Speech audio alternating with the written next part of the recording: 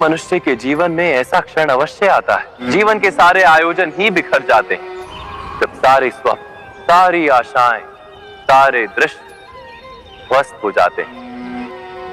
एक और धर्म होता है और दूसरी ओर सुख।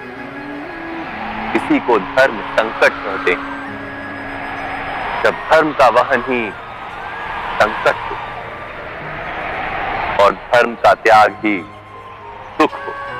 कभी ठीक दरिद्रता के समय सरलता से चोरी करने का मार्ग प्राप्त हो जाता है, कभी किसी स्वजन के विरुद्ध सत्य बोलने का अवसर प्राप्त हो जाता है, कभी किसी शक्तिशाली राजनेता या राजा के कर्मचारी का अधर्म प्रकट हो जाता है। सबके जीवन में ऐसी घटना बनती ही रहती है।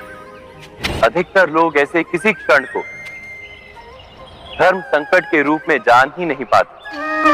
हमें किसी प्रकार के संघर्ष का अनुभव ही नहीं होता।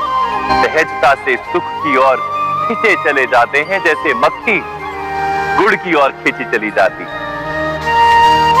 वास्तव में धर्म संकट का क्षण ईश्वर के निकट जाने का क्षण होता है। यदि हम संघर्षों से भयभीत ना, अपने धर्म पर दृढ़ रहे, सुख की ओर आकर्षित ना, तो ईश्वर का साक्षात्कार दूर नहीं। पवन से झुकने वाली घास वहीं भूमि पर रह जाती।